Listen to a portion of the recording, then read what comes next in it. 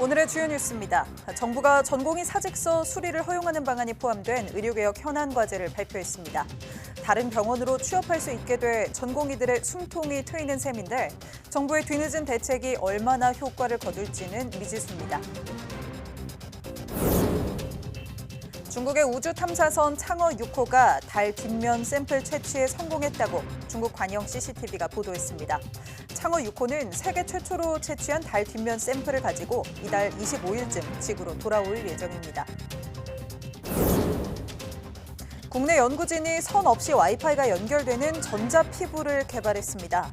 다양한 생체 신호를 30m 떨어진 곳까지 전송할 수 있고 무선 충전도 가능해 실생활에 쓸 수 있는 웨어러블 기기나 전자피부에 한층 가까워졌습니다. 엔비디아 CEO 젠슨 황이 인공지능 학습과 추론에 특화된 차세대 AI 칩 루빈을 공개하고 오는 2026년 출시한다고 밝혔습니다. 황 CEO는 또 타이완에 1,000명 규모의 연구 설계센터를 세워 최소 1,000여 명의 엔지니어를 고용하겠다는 계획도 밝혔습니다.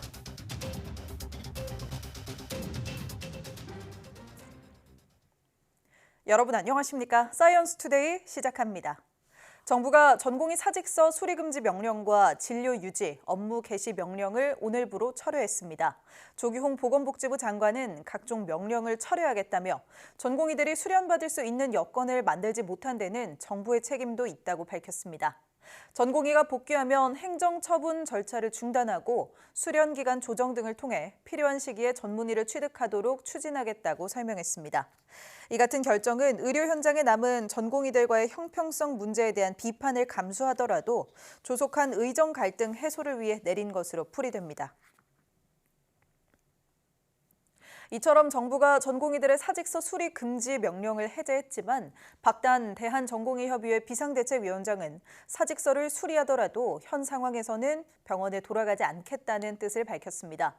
박 위원장은 내부 SNS를 통해 전공의 사직서 관련 정부의 발표에도 달라진 것은 없다며 자신은 돌아가지 않겠다고 전했습니다. 이어 애초에 다들 사직서가 수리될 각오로 나오지 않았느냐며 아직 갈 길이 멀지만 할 수 있다고 강조했습니다. 대한의사협회가 집단 휴진 시기에 대한투표를 시작해 사실상 총파업 수순을 밟습니다. 대한의사협회 상임이사회는 지난 3일 긴급총회에서 나흘간 모든 회원을 대상으로 휴진 참여 여부와 시기 등을 묻는 투표를 진행하기로 확정했습니다. 이어 5일 의대 교수들과 연석 회의를 진행한 뒤 오는 9일 대표자 회의를 개최해 총파업 여부를 최종 결정할 방침입니다. 앞서 이면택 의협회장은 지난달 30일 열린 촛불 집회에서 큰 싸움이라며 사실상 총파업을 경고한 가운데 정부는 자제를 촉구하며 대응을 예고했습니다. 초미세먼지의 농도가 지금 같은 수준을 유지하면 2050년에는 초미세먼지로 인한 조기 사망자가 3배 늘어날 것이라는 연구 결과가 나왔습니다. 포스텍 이형주 교수팀은 초미세먼지로 인한 사망자 수를 예측한 결과 최근 3년의 평균 수준인 20세제곱미터당 마이크로미터의 초미세먼지 농도를 유지할 경우 2050년 약 11만 명이 조기 사망에 이를 것이라고 밝혔습니다. 이는 2020년 조기 사망자 수인 3만 4천 명의 약 3배에 이르는 수치입니다. 연구팀은 환경부 연간 대기 환경 기준인 15세제곱미터당 마이크로미터로 초미세먼지 농도를 낮추더라도 2050년의 사망자가 약 8만 4천 명에 이르며 2050년 사망자 수를 2020년 수준으로 낮추려면 초미세먼지 농도를 6세제곱미터당 마이크로미터까지 줄여야 한다고 설명했습니다.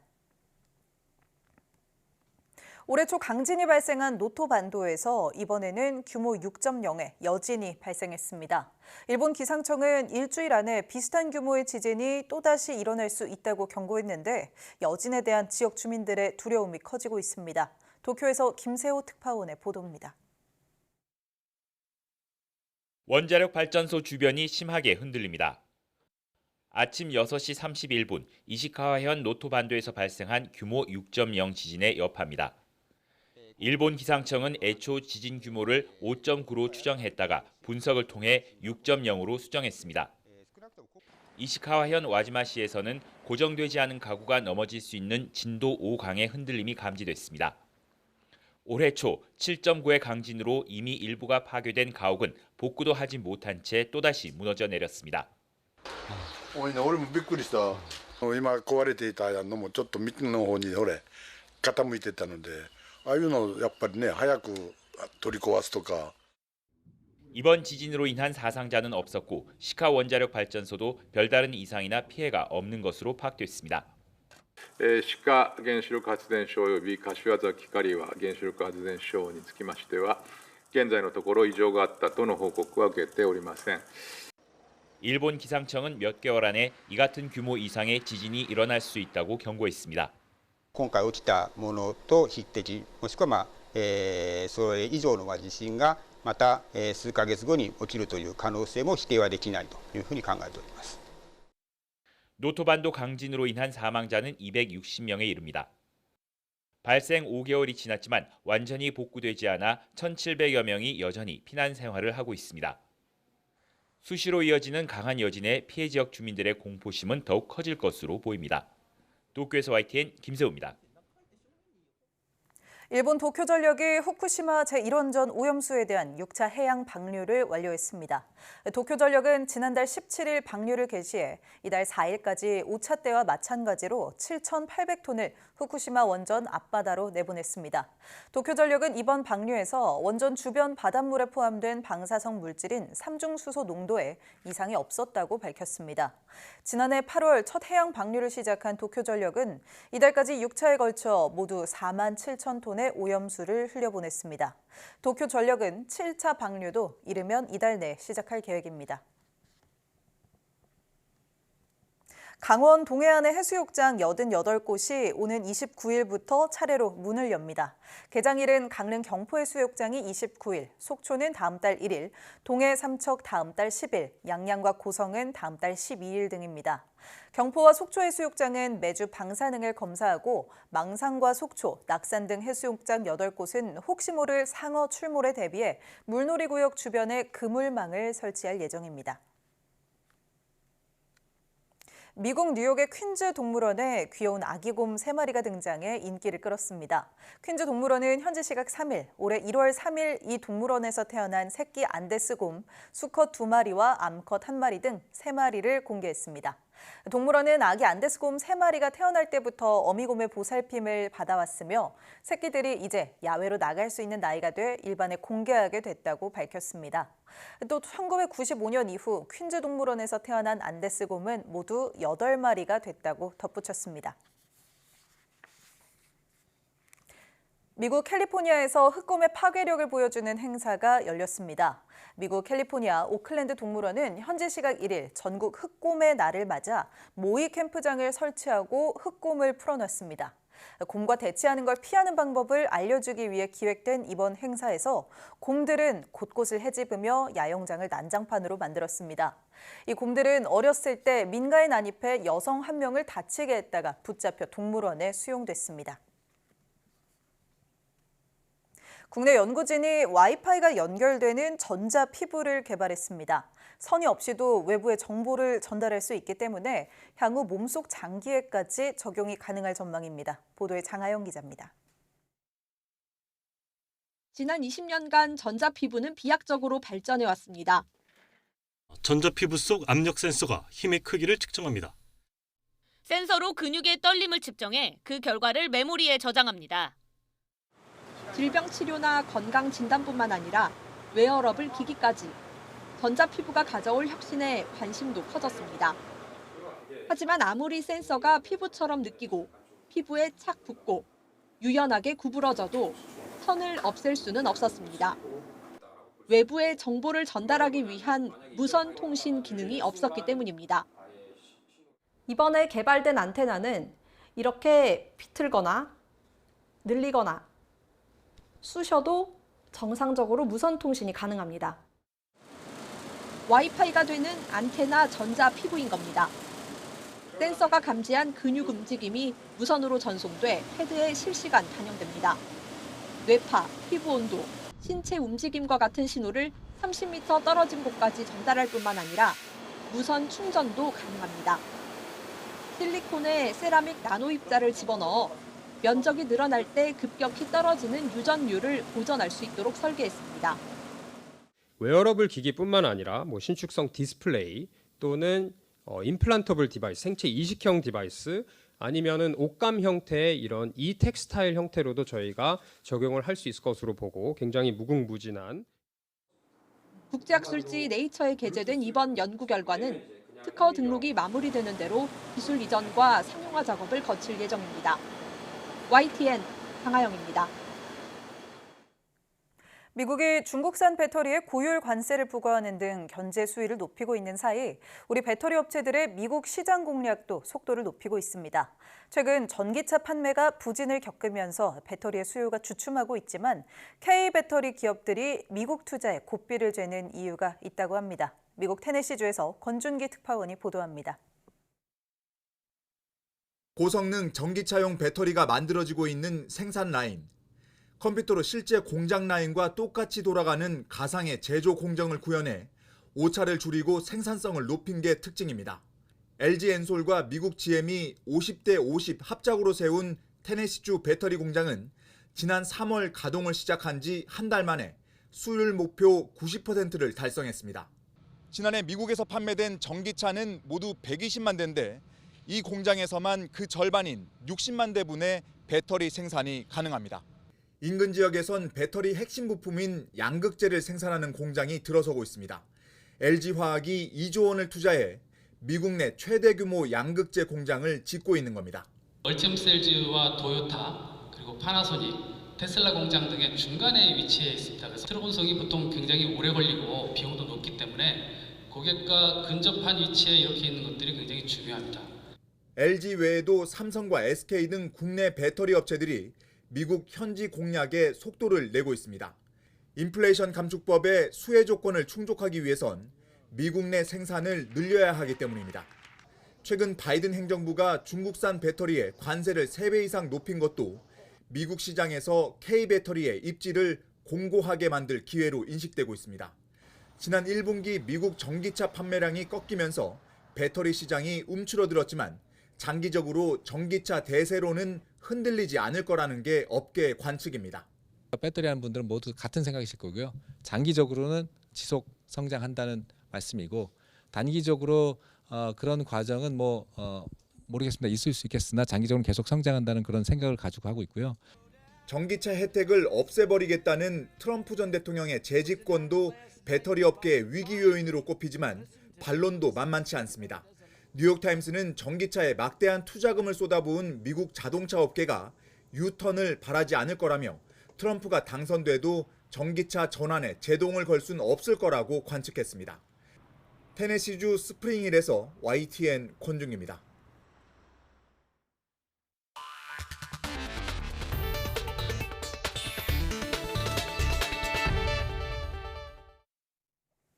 중국 관영 매체들은 우주 탐사선 창어 6호가 세계 최초로 달 뒷면 토양 채취 임무를 마쳤다고 보도했습니다.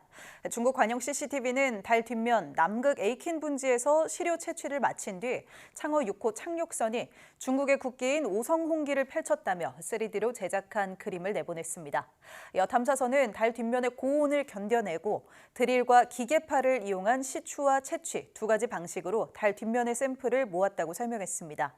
또 착륙선에 탑재된 카메라와 달 토양 구조 탐지기, 달 광물 스펙트럼 분석기 등이 정상 작동해 계획대로 달 표면 탐사가 이뤄졌다고 전했습니다. 중국 국가우주국은 현지 시각 4일 오전 7시 38분 창어 6호 상승선이 샘플을 싣고 이륙해 6분 만에 예정된 달 궤도에 진입했다고 밝혔습니다. 달 뒷면 토양과 암석 등 총 2kg가량의 시료를 채취한다는 목표로 지난달 3일 발사됐던 창어 6호는 오는 25일쯤 지구로 귀환할 예정입니다. 인공지능, AI 산업의 총화로 불리는 엔비디아를 포함해 인텔과 퀄컴 등 글로벌 IT 기업의 경영진이 타이완에 집결했습니다. 무려 2주간의 일정으로 타이완을 찾은 엔비디아 CEO는 차세대 AI 칩을 현지에서 공개했는데요. AI 산업의 중심지로 부상한 타이완의 위상을 반영한 행보라는 분석입니다. 보도에 유토건 기자입니다. 세계에서 가장 잘 나가는 최고 경영자 젠슨 왕 엔비디아 CEO가 6천여 명의 청중 앞에서 차세대 AI 가속기 루빈을 공개했습니다. 2026년에 출시되는 루빈엔 현재 SK하이닉스와 삼성전자가 개발 중인 6세대 고대역폭 메모리가 탑재될 예정입니다. 한층 강력한 칩의 등장과 함께 달라질 AI 시대를 예고했습니다. Your future laptop, your future PC will become an AI. It'll be constantly helping you, assisting you in the background. 황 CEO는 그러면서 타이완이 세계 AI 산업의 중심지라고 한껏 추켜 세웠습니다. 앞서선 세계 최대 파운드리 기업인 TSMC는 물론 타이완 IT 업계 거물들과 야시장을 찾아 신분을 과시했습니다. 타이완 출신인 황 CEO의 행보는 단순한 고향 사랑을 넘어 AI 산업에서 타이완이 차지하는 비중을 상징적으로 보여주고 있습니다.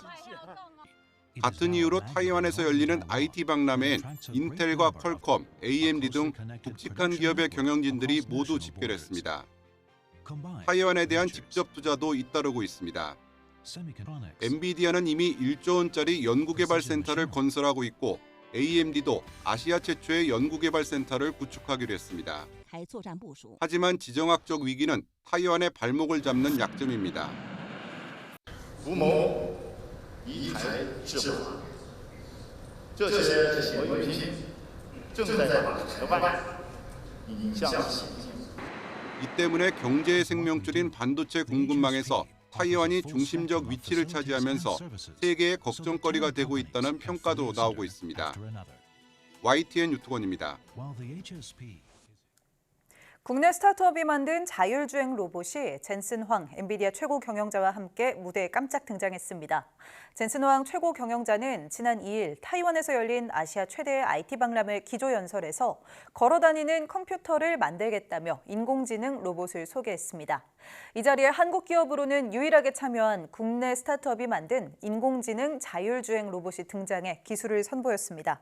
해당 자율주행 로봇은 엔비디아의 엣지 컴퓨팅 플랫폼을 탑재했고 국내에서는 배달과 순찰 분야에 활용되고 있습니다.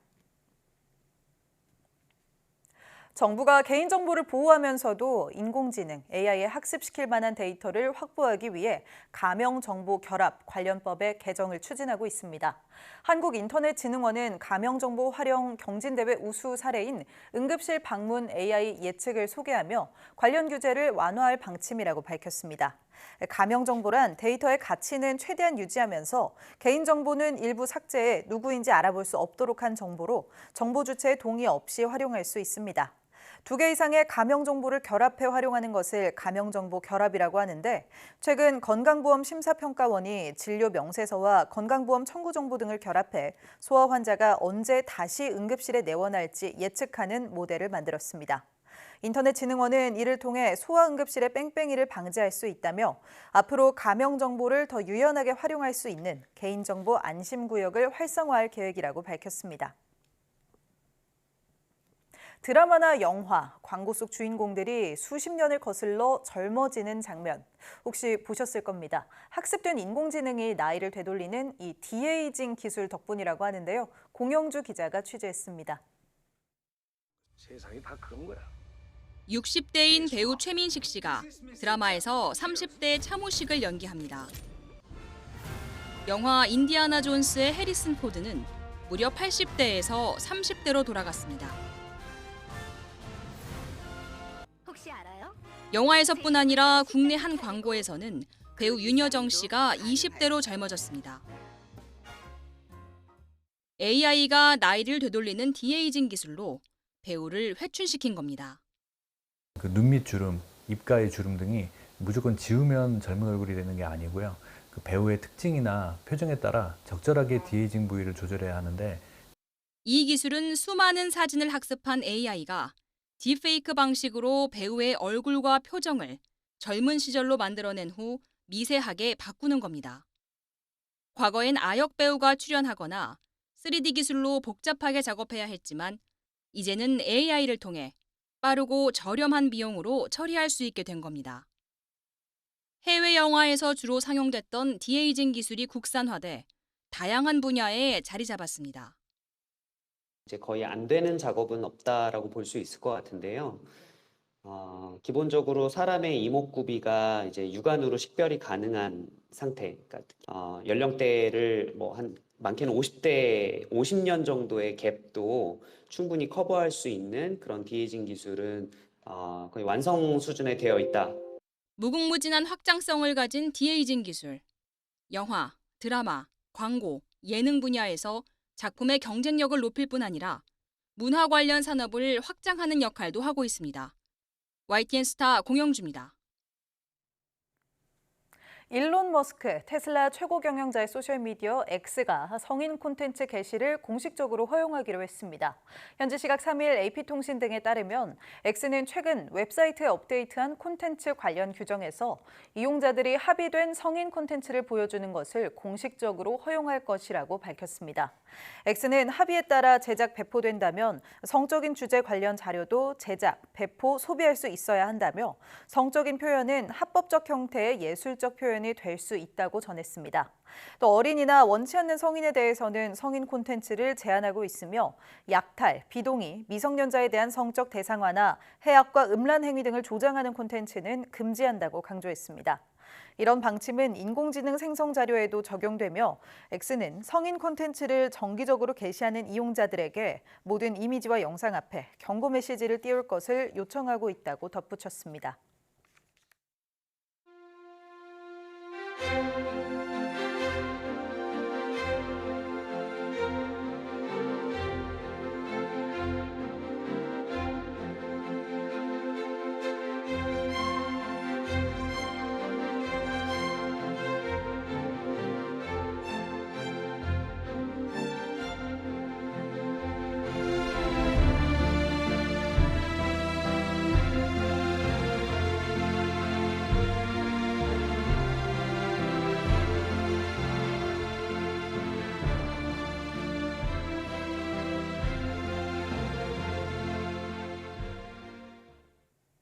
혹시 유니버셜 디자인 차라는 말 들어보셨는지요? 저상버스처럼 장애인이나 비장애인 구분 없이 모두가 손쉽게 이용할 수 있는 차량을 일컫는데요. 영국과 일본 등지에서는 이 유니버셜 디자인 택시도 호평 속에 운영 중입니다. 경기도가 유니버셜 디자인 친환경 차의 시범 운영을 추진하고 있습니다. 보도에 최명신 기자입니다. 휠체어 탑승이 가능한 장애인 특화 차량입니다. 차 뒤쪽 트렁크에 탑승구가 설치되어 있습니다. 휠체어 크기 때문에 비장애인처럼 옆문으로 타는 게 불가능합니다. 뒤쪽에 트렁크 문을 개폐해서 이제 거기에 안전하게 모시고 있습니다. 그쪽으로밖에 휠체어는 탑승이 안 되기 때문에. 일본에서 상업 중인 유니버설 디자인 택시입니다. 일반 택시보다 탑승구와 차량 내부가 넓은 데다 문이 슬라이드여서 휠체어에 앉은 채 옆문으로 이용할 수 있습니다. 일본의 경우 2020년 도쿄 패럴림픽에 대비해 2017년부터 UD 택시라는 이름으로 휠체어 탑승이 가능한 택시 도입을 의무화했습니다. 현재 UD 택시 도입 비율은 30%가 넘습니다. 영국도 블랙캡이라는 유니버설 택시를 운영하고 있습니다. 경기도가 현대차와 손을 잡고 전국 최초로 유니버설 디자인을 갖춘 친환경차 2대를 시범 도입하기로 했습니다. 아리백 실현을 위해 100% 재생에너지로 운행합니다. 올해 12월부터 6개월간 시범 운영한 뒤 31개 시군으로 확대해 나갈 계획입니다. 장애인 도민들에게 좀 더 나은 서비스가 되는 개선된 차량이 제공됨으로 인해 가지고 이동의 편의성을 높일 것으로 기대하고 있습니다. 기후환경 대비에도 큰 역할을 할 것으로 기대하고 있습니다.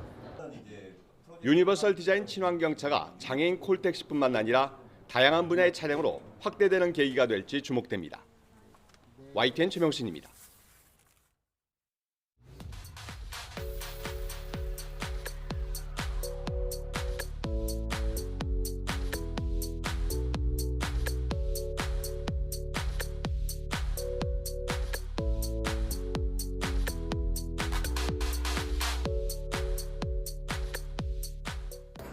해수욕장 개장 소식에 여름이 시작됐다는 게 실감나는데요.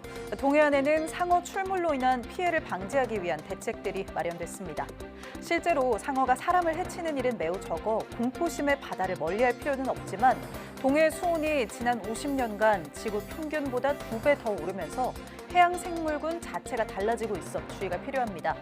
해파리나 파란선 문어 등 맹독성 해양 생물에 대해서는 미리 피해 예방법을 숙지하시는 게 좋겠습니다. 뉴스 마칩니다. 고맙습니다.